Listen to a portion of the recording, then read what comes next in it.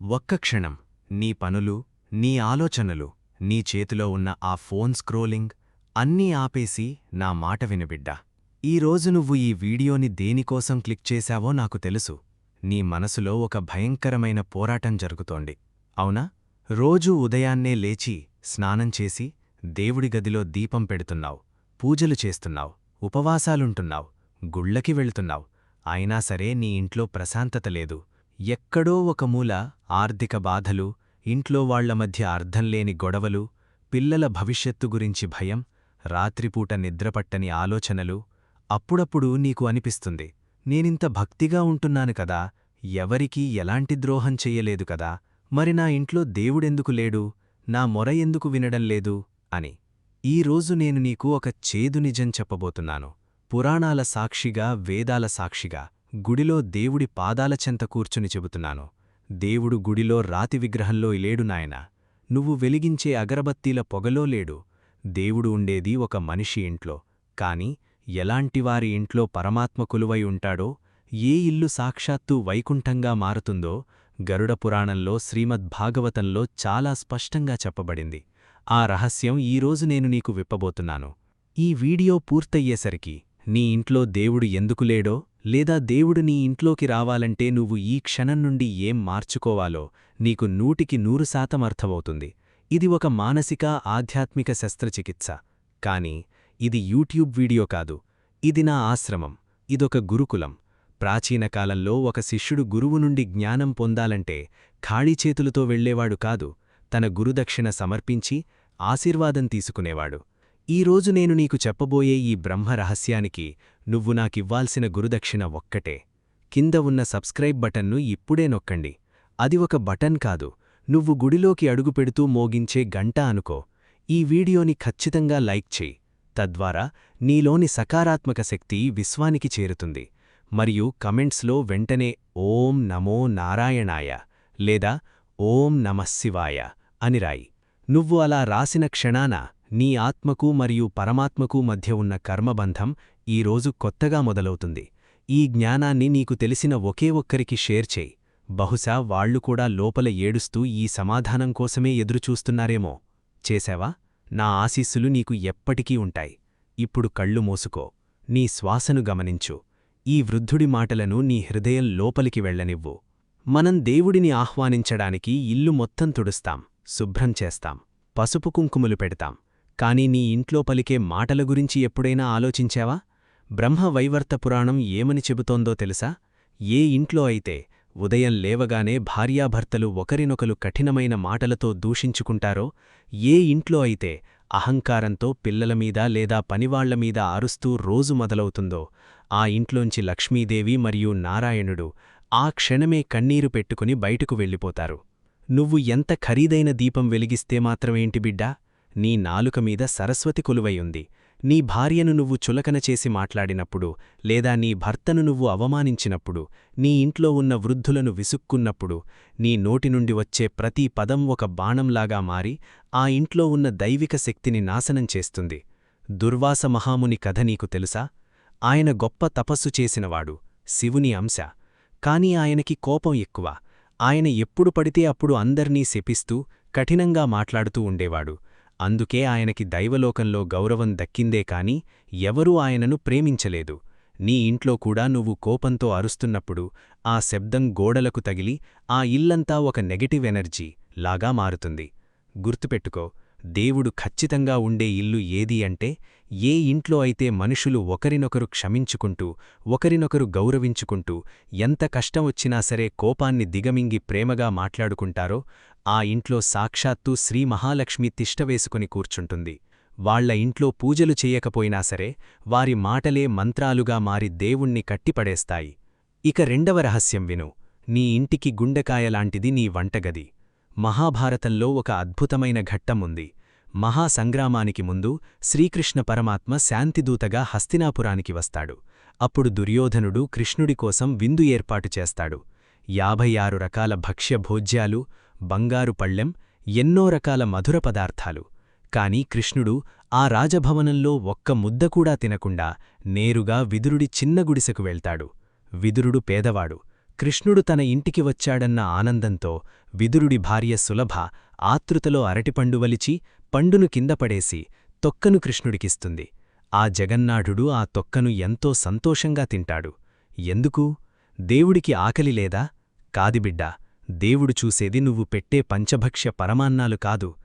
ఏ చేతులతో, ఏ మనస్సుతో ఆ అన్నం వండుతున్నావో ఆయన చూస్తాడు.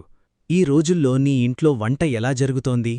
పొద్దున్నే ఆఫీసు టెన్షన్, ఈఎంఐ కట్టాలన్న టెన్షన్, అత్తాకోడళ్ల గొడవలు, ఇవన్నీ మనసులో పెట్టుకుని కోపంతో విసుగుతో గిన్నెలు పడేస్తూ వంట చేస్తుంటారు.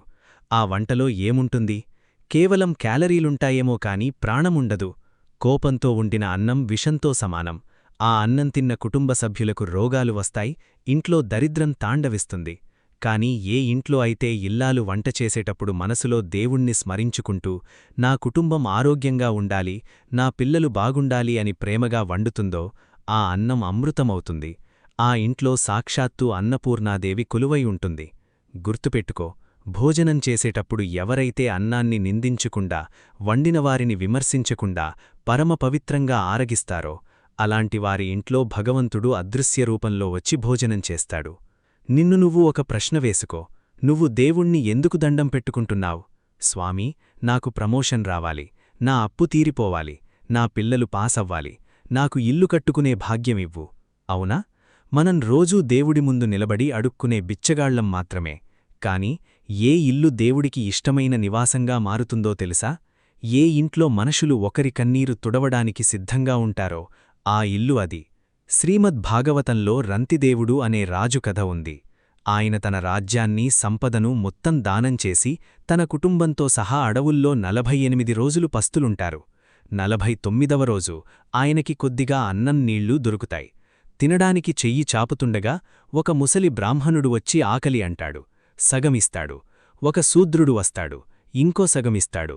చివరగా నీళ్లు తాగుదామనుకునేసరికి కొన్ని కుక్కలతో ఒక వ్యక్తి వచ్చి దాహంగా ఉంది అంటాడు. తన ప్రాణాలు పోతున్నాయని తెలిసికూడా రంతిదేవుడు ఆ నీళ్లు వాళ్లకిచ్చేస్తాడు. అప్పుడా కుక్కల స్థానంలో సాక్షాత్తు బ్రహ్మ, విష్ణు, మహేశ్వరులు ప్రత్యక్షమవుతారు. బిడ్డా, దేవుడు గుడిలో హుండీలో 100 రూపాయలు వెయ్యమని అడగడు. దేవుడు నీ ఇంటికి ముష్టివాడి రూపంలో రావచ్చు, ఆకలితో ఉన్న ఒక కుక్కపిల్ల రూపంలో రావచ్చు, లేదా ఆపదలో ఉన్న ఒక బంధువు రూపంలో రావచ్చు. నీ దగ్గర 10 రూపాయలు ఉంటే అందులో 1 రూపాయి ఎదుటివారి ఆకలి తీర్చడానికి, పక్కవారి కన్నీరు తొడవడానికి ఎప్పుడైతే ఇస్తావో ఆ క్షణమే దేవుడు నీ ఇంటి చిరునామా రాసుకుంటాడు. ఈ ఇల్లు నాది, ఈ ఇంట్లో ఉన్న మనుషులు నా ప్రతిరూపాలు, వీరికి కష్టం వస్తే నేను ఊరుకోను అని దేవుడు స్వయంగా గీతగీస్తాడు. దానగుణం ఉన్న ఇల్లు దేవుడి పడకగదిలాంటిది. అక్కడ ఆయన ప్రశాంతంగా నిద్రిస్తాడు. ఇది చాలా ముఖ్యమైనది. చాలా జాగ్రత్తగా విను. మనుస్మృతిలో ఒక భయంకరమైన శ్లోకముంది. యత్ర నాల్యస్తు పూజ్యంతే రమంతే తత్ర దేవతాః.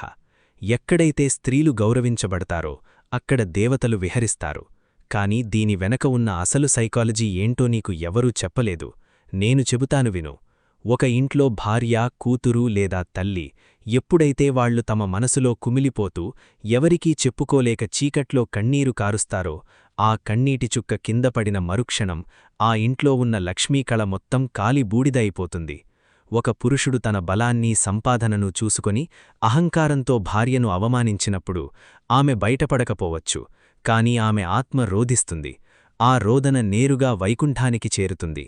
ఒక పతివ్రత కన్నీరు ఎంతటి మహాసామ్రాజ్యాలనైనా నాశనం చెయ్యడానికి రామాయణంలో సీతమ్మ కన్నీరే రావణాసురుడి లంకను కాల్చేసింది కదా.